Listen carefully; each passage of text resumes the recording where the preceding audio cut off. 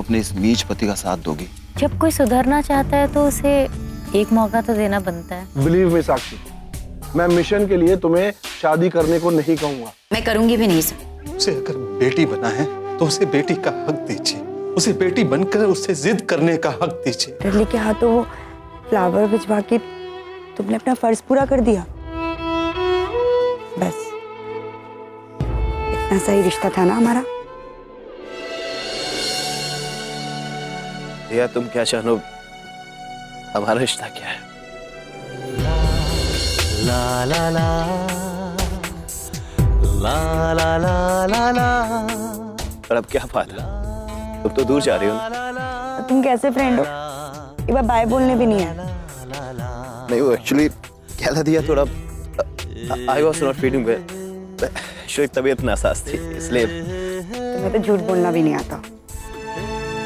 मैं झूठ नहीं बोल रहा। तो खाओ मेरी कसम कि तुम बीमार हो। दिया, बच्चे ऐसी बातें नहीं करते। बच्चे तो ऐसे ही होते हैं, उनका मन तो साफ पानी की तरह होता है, जो होता है साफ साफ दिखाई देता है। अच्छा, क्या दिखता है? वो क्या है ना, बोलो ना दिया, क्या दिखता है? लम्हा लम्हा आँखों से यूं अश्कों का दरिया बहता है।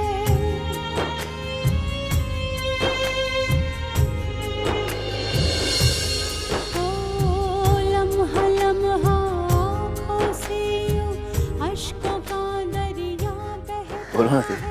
भीगी पलकों का हर अगर तुम यहाँ नहीं होते, फ्लावर भिजवाते, मुझे अच्छा लगता है। लेकिन तुम यहाँ होने के बावजूद तुमने मुझे फ्लावर्स भिजवाए, मुझे अच्छा नहीं लगा। क्यों दिया? वैसे तुम बड़े इंटेलिजेंट बनते हो, हाँ, इतनी सी बात समझ में नहीं आ रही। एक काम करो, तुम बैठो, मैं जा रही हूँ, बाय। ऐसे नाराज हो के जाती।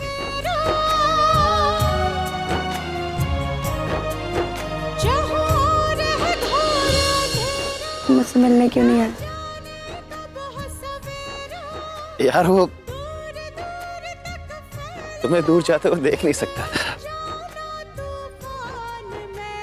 बस इसलिए नहीं आ पाया।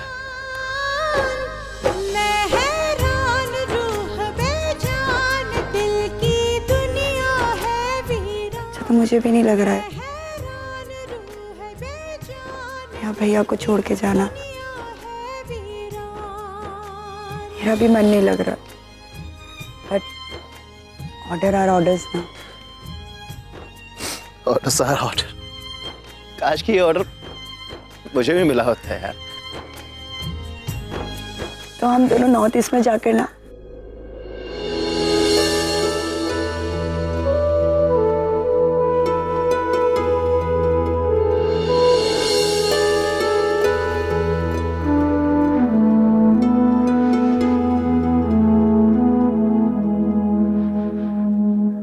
लक नहीं बोलोगे? दिया, मेरी दुआएं तो हमेशा तुम्हारे साथ। बेस्ट ऑफ लक दिया।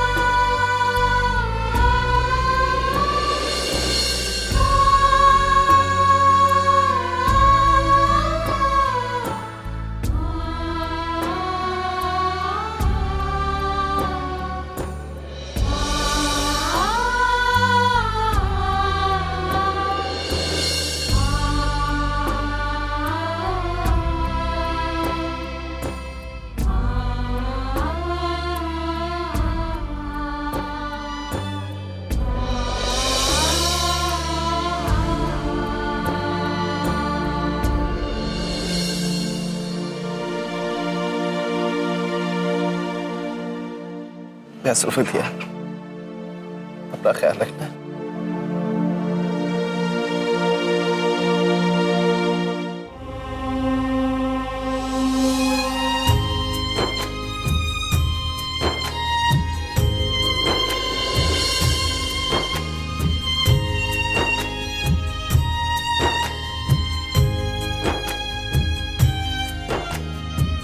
खुशियों के गलियारों में भी रंजो गम अक्सर मिलते हैं।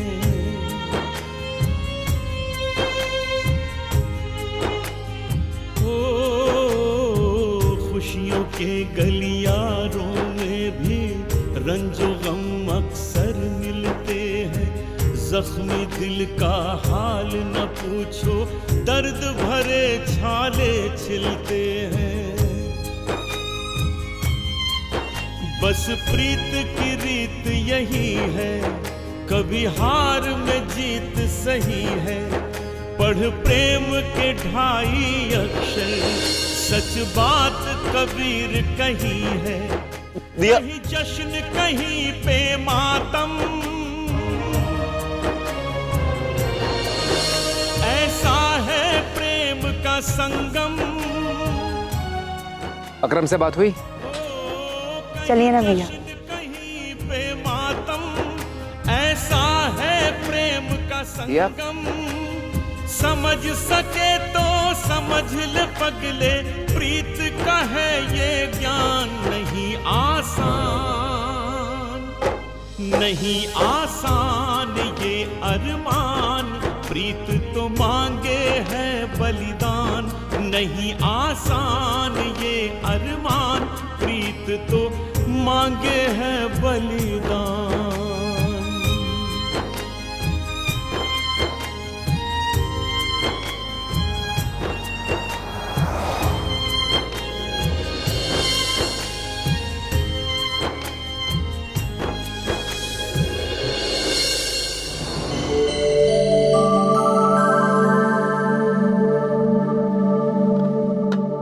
अरे भाई, रसगुल्ले कहाँ हैं? साहब भूल गया, अभी लाया। काम चोर होते जा रहे हो तुम। काम पे ध्यान दिया करो, जाओ लेकर आओ। अभी लाया साहब।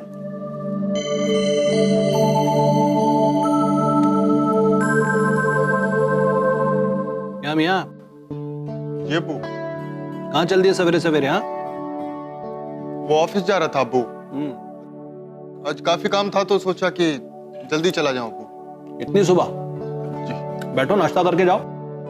लेकिन अब्बू वो, हाँ, तुमसे कोई जरूरी बात भी करनी है, बैठो।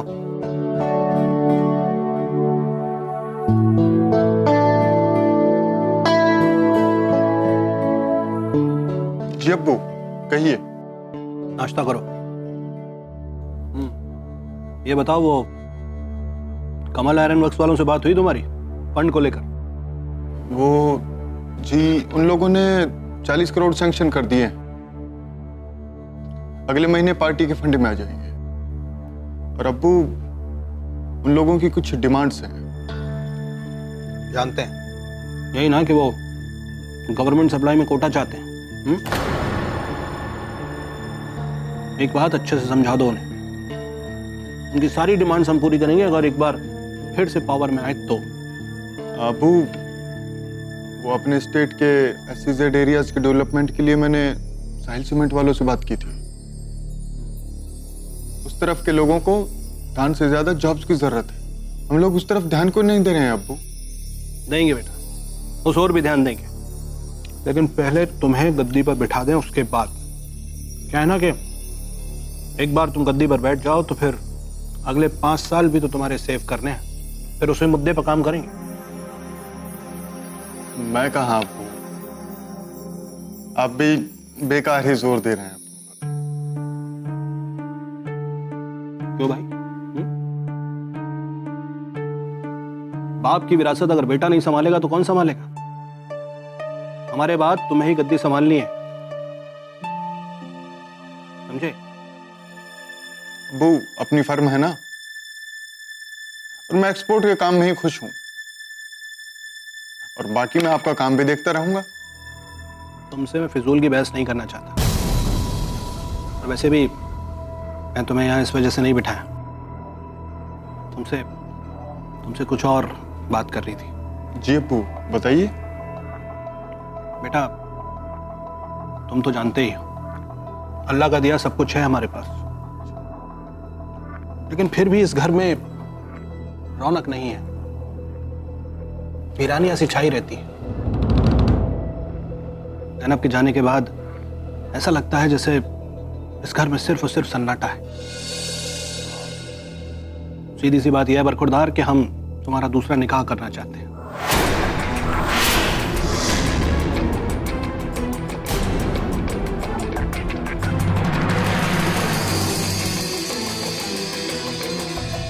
साहब रसगुल्ले।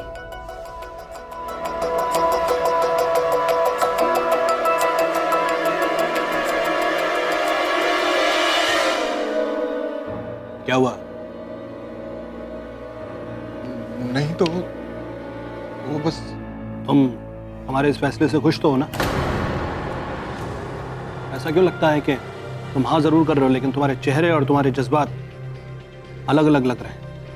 नहीं अब्बू, इस जबान की इतनी हैसियत नहीं कि वो आपके फैसले पर आवाज उठाने की हिम्मत कर सके। इसका मतलब हम ये माने कि तुम इस निकाह के लिए राजी हो? जी अब्बू। खुश रहो बेटा, खुश रहो। हमें तुमसे यही उम्मीद थी। ये लो, इसी बात पे ये मुंह मीठा करो।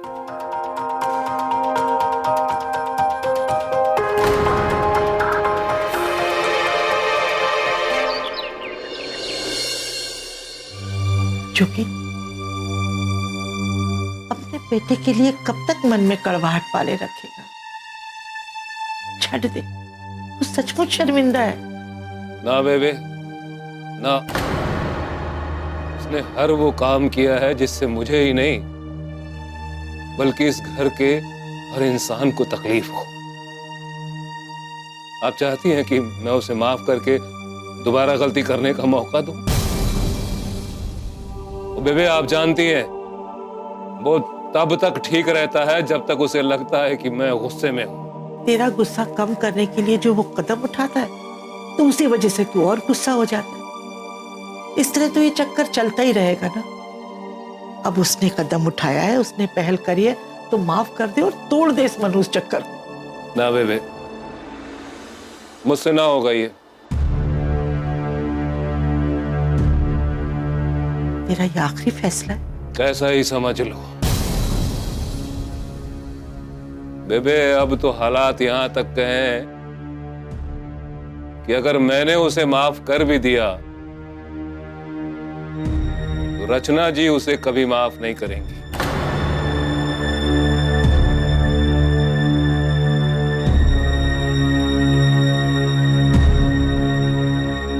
चलिए, अगर रचना जी उसे माफ कर देती हैं तो मैं भी माफ कर दूंगा। क्या कर रहे हो तुम लोग? क्यों उस परिवार को तोड़ने पे तुले हो? मैंने उसे भी समझाया था। वो ये कहती है अगर तू माफ कर देगा तो वो माफ कर देगी।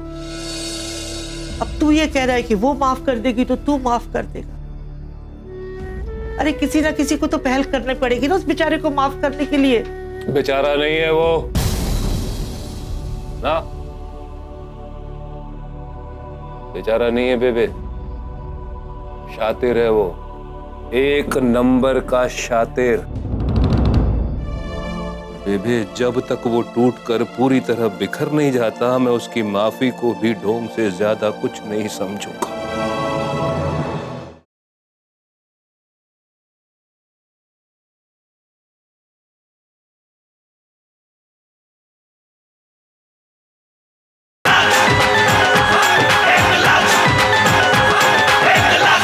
नहीं, क्या सोचकर इस बार वो माफी मांग रहा है? तुझे तो हमेशा से ही शेरा में कमियां दिखी हैं। तुझे तो हमेशा से ही लगा कि वो कुछ नहीं कर सकता, कभी नहीं सुधरेगा।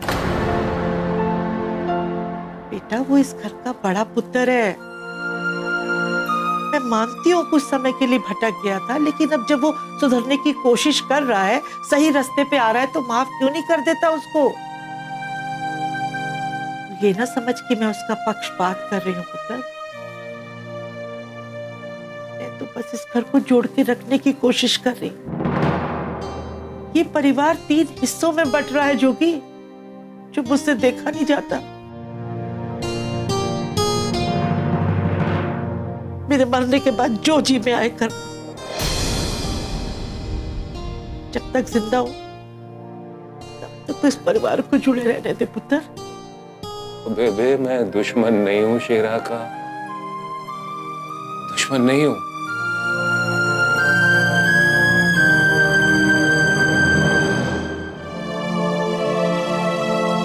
मैं परखना चाहता हूं उसे। बेबे मैं देखना चाहता हूं कि परिवार से जुदाई उसे किस हद तक तोड़ देती है, और जब तक वो पूरी तरह टूटकर बिखर नहीं जाता, उसकी माफी भी मुझे ढोंग से ज्यादा कुछ नहीं लगती बेबे, कुछ नहीं। देख बेबे, अगर उसका दिल वाकई में साफ हो गया है तो वो इस इम्तिहान में जरूर पास हो जाएगा, और अगर नहीं तो हमेशा हमेशा के लिए अपने माँ बाप को खो देगा वो ना। हे वाहिगुरु, हमारे परिवार को जोड़ के रख। क्या हो गया, किसकी नजर लग गई इस घर को?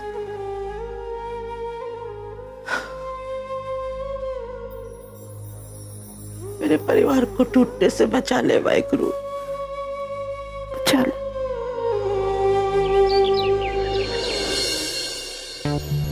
अभी तो कोई आया क्यों नहीं है?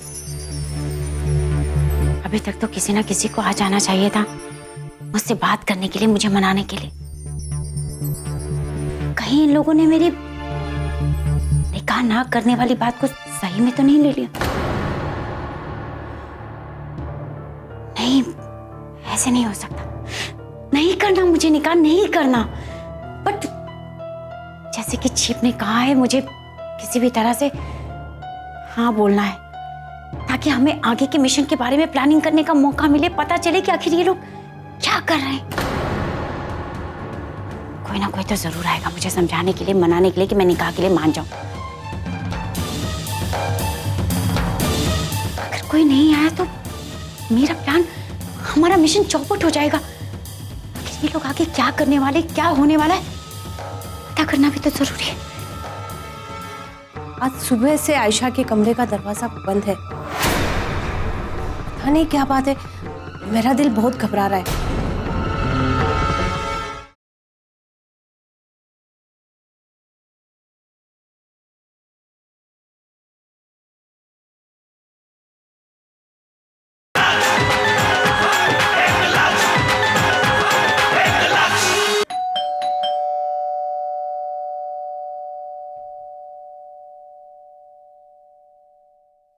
अम्मा मियां, बेल बज रही, कम से कम दरवाजा तो खोल देते। अबू वो मैं लेस बांध रहा हूं।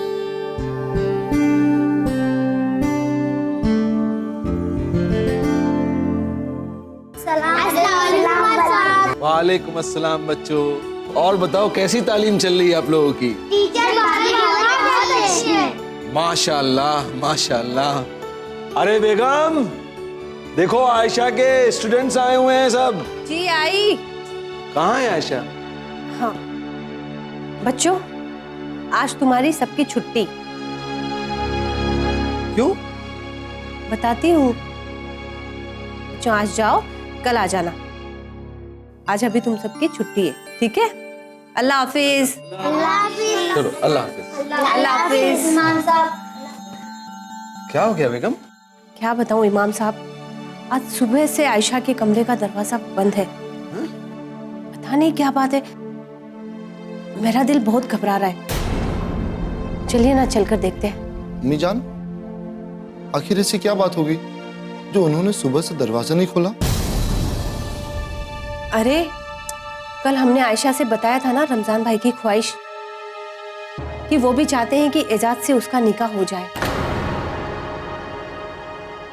बस वो बहुत परेशान हो गई। आप चलिए ना। हाँ चलो चलो चलो। आयशा, आयशा बेटा। भाभी जान दरवाजा खोलिए ना। आयशा बेटी, तुझे सोहेल का वास्ता, दरवाजा खोलो। आयशा बेटा। Ayesha, thank God. बेटा आयशा खोलो दरवाजा। भाभी जान दरवाजा खोलिए ना।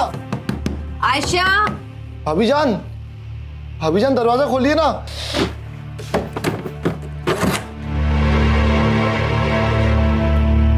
बेटा आयशा खोलो दरवाजा।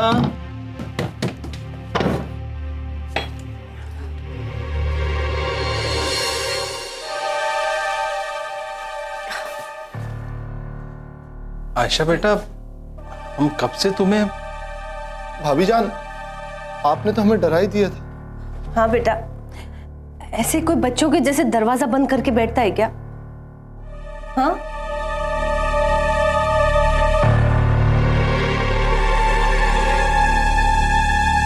अम्मी, अब्बू, अगर आप लोग हमें मनाने के लिए आए हैं तो हम आपसे हाथ जोड़कर इल्तिजा करते हैं, फरियाद करते हैं कि हमें हमारे सोहेल से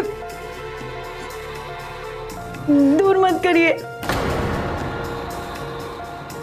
अब्बू, अगर आप लोग हमें मनाने आए तो हम आपसे हाथ जोड़कर फरियाद करते हैं, मत कीजिए हमें हमारे सोहेल से दूर, मत कीजिए अब्बू। अम्मी, आपने हमें बेटी कहा है तो इस बेटी की एक इल्तिजा है आपसे, मत कीजिए हमें हमारे सोहेल से दूर।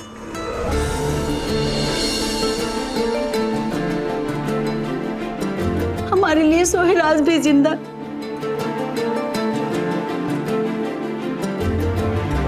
अगर वो जिंदा नहीं होते तो हम कब के मर चुके होते।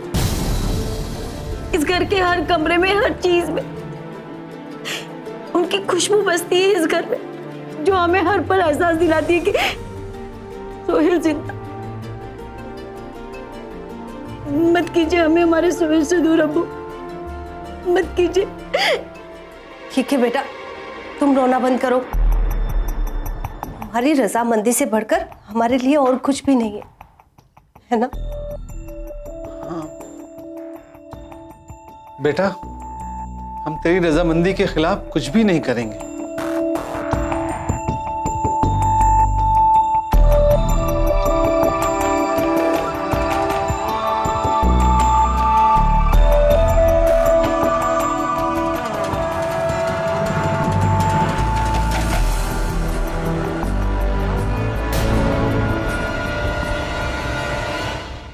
सुजीत, ये कौन तुझे बार बार फोन कर रहा है, कभी मैसेज कर रहा है, कुछ कर रहा है? ला मुझे दिखा, ला मैं बात करती हूँ उससे। आप जो भी कहिए, हमसे नहीं होगा ये, हमसे नहीं होगा कि हम किसी और से निकाह करें। देखो मियाँ, तुम फिक्र मत करो, मैं खुद वहाँ आके उससे बात करूँगा। मुझे लगता है कि मैं उसे मना लूँ, मेरी बात नहीं काटेगी। आपके सीने में एक माँ का दिल होता ना, तब आपको पता चलता कि माँ के दिल में कितनी बेचैनी होती है बेटी का ब्याह करने के लिए। तो मैं सब समझता हूँ रचना जी, पर जाने क्यों थोड़ा सा डर लगता है। डर? डर किस बात का जी?